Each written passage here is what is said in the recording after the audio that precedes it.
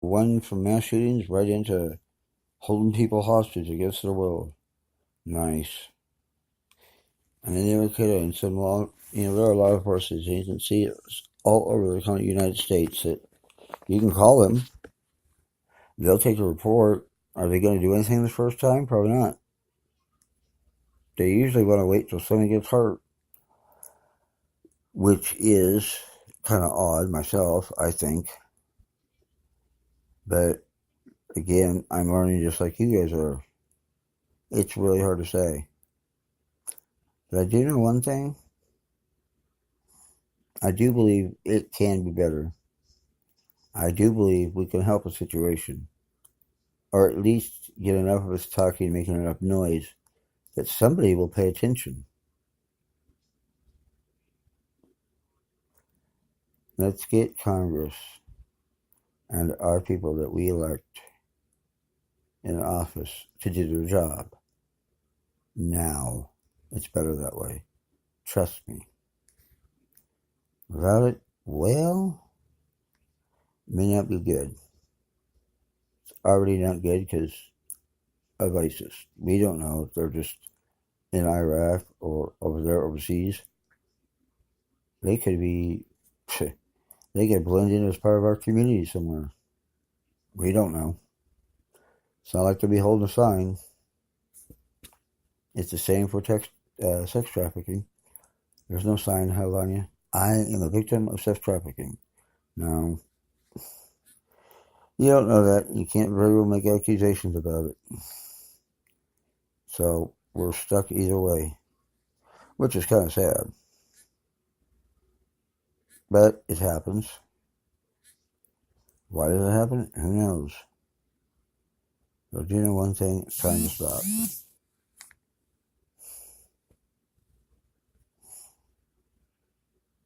Now, we do have a little bit that we are going to listen to, which you can catch on Twitter or Pincast if you'd like.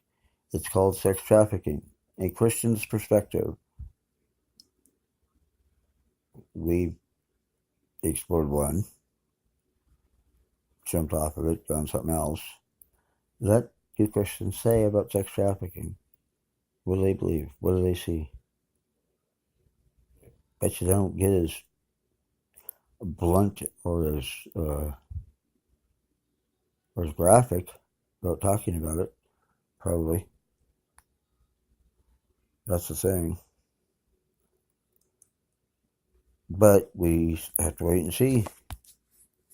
Nobody knows for sure. I do know one thing, that something's going to get done. Or we're not going to have to worry about our younger generation. Really. That's the sad part. I hope somebody can find an answer to this beforehand. Sex trafficking. Sex trafficking series. It's The Lure of Sex Trafficking. It's Stephanie's story. I guess she was a victim of sex trafficking at one time and managed to get away or be set free or whatever. But she was, from what I can tell. The facts is, what is sex trafficking? How widespread is it? I'll tell you what, it's very widespread. It's all over the place. You can't get away from it. It's all over. It's not just here. It's not just in your community either. It can happen anywhere. At any time, day or night. It doesn't matter. It's just like the weather. It's biased. It dislikes everybody equally. Trust me. Or you could say that about the weather too. Sex trafficking and how widespread is it? How to identify the victims or the predators of sex trafficking. Now that is a good question. How would you know if you were to look at them? I wouldn't know. Really. I wouldn't know. And I'm the one doing it. I'm no more educated about this than some of you are. I have a feeling some of you know a lot more than you let on, but hey, you're not, you don't have to share it. It is your choice as an American citizen. I'm not trying to start trouble here, but everybody's entitled to an opinion, of which trying to get that opinion is different. I understand why. People are afraid of what they don't know or don't understand. Although I don't understand this either, but I'm not one for sitting in the background either. I'd like to try and help. I'd like for everybody to try and help if they can. If they don't, do it here somewhere.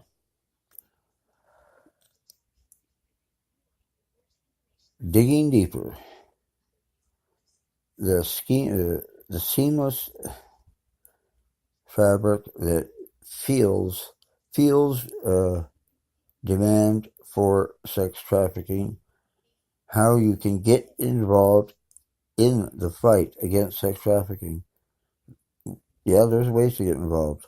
There's a lot of ways. But we should try to make it a positive thing too. I mean, it's not positive somebody's loved one has been taken and held against their will and sexually assaulted and abused for God knows how long.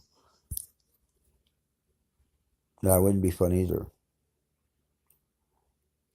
I don't know which is worse, the sex trafficking or being molested or raped. To me, it sounds just as emotional as any of them. Enough to make anybody go bonkers. Makes me go bonkers thinking about it. Somebody, Diana, or somebody, if you guys want to talk, you have something to say, an opinion, you're welcome to call in. I'm warning you right now, just so you know, you are live. Everybody can hear you. Everybody will know, because it will be made public 15 minutes after the show ends. So that's when you can find out when you can get to it. If you're already listening, maybe you don't want to hear it twice, or maybe you do. Either way, it's there for you. And it's at www.speakerstudio.com at your convenience.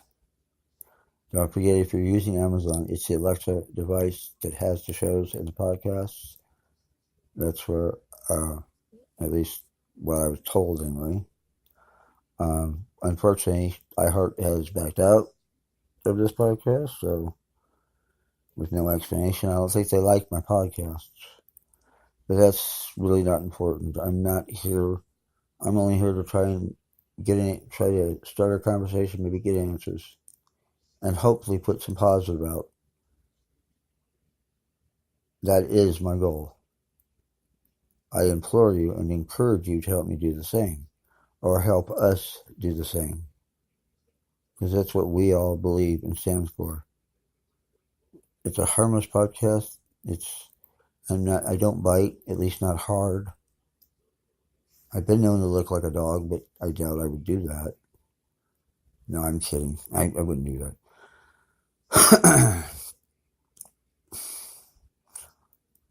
Yeah, well, you need to be cautioned. We're going into some mature content, which is mainly for adults.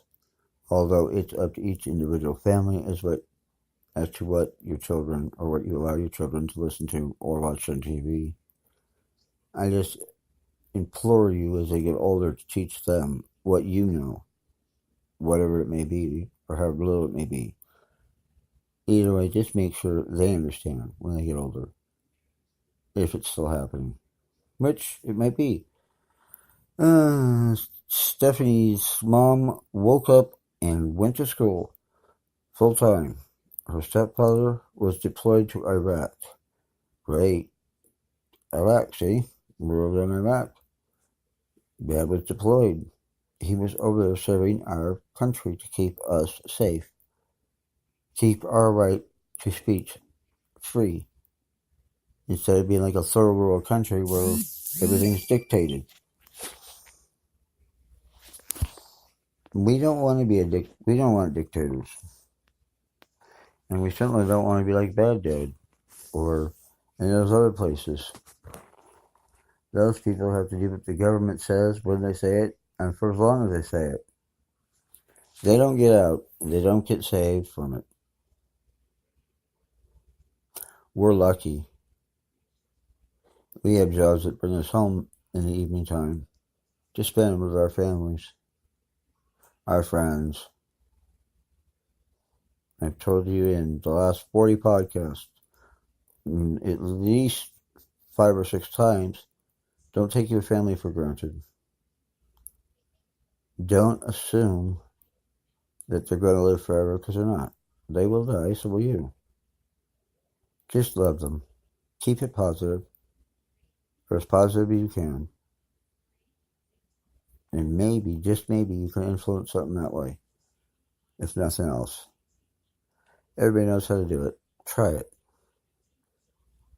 I'll be there. I will support you. Just gotta call me or send me an email. Yep. Deployed to Iraq, so there really was no one at home that she recounts. She doesn't remember who all was at the house, whether it was just her, or her mom and dad, or her and her dad, or just her and her mom. She wasn't sure. She didn't know. And that's the sad part. Sounds like a surprise attack. Almost. Or getting attacked, like getting attacked from behind. You're not expecting it. Personally, I really see no point in that. If I'm going to do something to somebody, I'd rather let them see it. Why? Doing it from behind, sure, that guarantees you a getaway, most likely, if you hit them hard enough. But why? We need to stop the violence and start talking and leave that line of communication open. That's what we don't do. We don't communicate.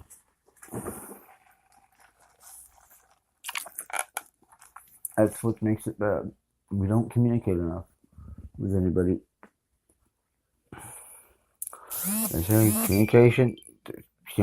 Communication is the key. You always should keep that door wide open, if nothing else. Now, anyway, he was older, which was exciting, she said. That was cool. We talked throughout the whole party, and then she kept seeing him everywhere, even at Starbucks up the street from her home. Guy was stalking her. What kind of sicko does that? I don't believe this. Yes, I do. Because nothing surprises me anymore. Nothing surprises me.